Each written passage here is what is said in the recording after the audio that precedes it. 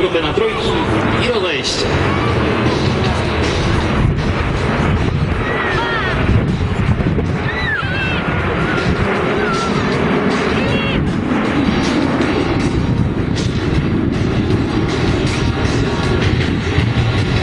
Proszę spojrzeć na wprost.